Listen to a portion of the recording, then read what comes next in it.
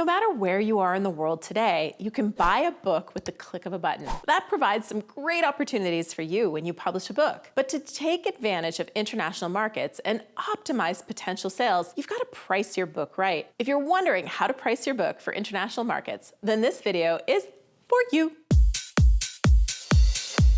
Hey there, I'm Julie the Book Broad, founder of a fabulous self-publishing services team called Book Launchers. Your book sales aren't limited to just your country. At Book Launchers, our marketing is focused on the North American market, but inevitably, you'll find yourself with international viewers and buyers. Hat tip to my international peeps like Kevin McGuire, Alan West, Mike Hurd, and of course, Robert Bell. None of these fabulous folks are on this continent, but they found Book Launchers. So even if your marketing focuses on North America, you'll want to make sure your international pricing is ready to rock. If your book is available on KDP, you already have access to 13 different international markets without needing to go through the work of licensing your rights to reach other markets. On Amazon, you get to choose your main marketplace. And when you choose your primary marketplace, you're telling Amazon which market you think is the main market for your book. So your 13 options are US, Canada, Mexico, Brazil, Japan, China, India, Australia, Spain, Italy, France, the UK, and Germany. 13. Quite the world traveler Amazon is. Now, Amazon uses your book language to determine your main market, but you're not stuck in that main market if you're hoping to optimize your book for increased international sales. There are many ways to do that, including changing your book categories in your different markets. If you're setting out to do this, I recommend Publisher Rocket. Our affiliate link is booklaunchers.com/rocket. I'll put that in the description below. But this is the easiest and quickest way to change your categories because you simply select your chosen country, use Unleash the Categories feature in the category feature to browse through all the options, and then you find your new categories. You can then contact Amazon and ask them to update your book browse categories in that market. You can also select keywords for international markets to increase your book's discoverability. For example, words can be spelled differently in English depending on the location. British and my fellow Canadians, we include a lot of U's in words that many Americans don't think need a U. So consider the different variations of your keywords or if there are phrases common in other countries for your topics. And you can use one of your 7 keyword spots in Amazon for the translation of your top keywords for foreign marketplaces. But you still need to think about pricing. So take that category research you did and head to Amazon for the country you're pricing for and check out what the books in that category are selling for in print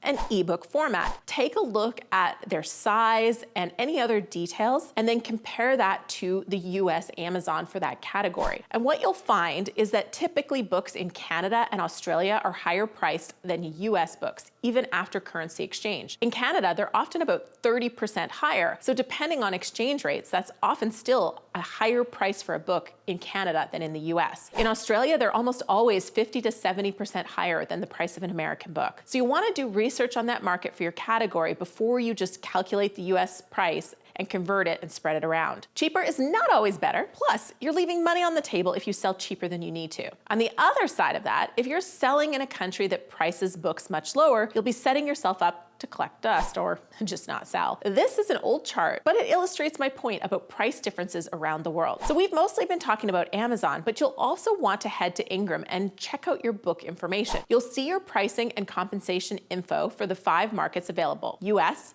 UK, Europe, Canada, and Australia. If you leave any of those options blank, your book won't be available in that market. Ingram must be told the list price or they won't sell it because they don't know how much to charge. When you're considering international prices, you want to consider your competition, but you also want to think about your compensation. You can use the calculators on Ingram, I'll link to one below, and Amazon to calculate your compensation. But ultimately, you have to keep in mind that it's more about the competition in the category you're going to be in than what you want to make per book. A price that's too high, especially compared to other books in that category, will not have much success and you'll be putting yourself at a disadvantage. So once you've figured out your prices for each of these 5 markets, set each on Ingram. There's a currency converter right there on the page to help you out. And if your US dollar price converts to a funky looking number in a different currency, it's a good idea to round it up or down. Weird looking numbers can actually have an effect on buying decisions when it comes to your book. So if your price converts to something like $15.34, you can go in and round it to something smooth,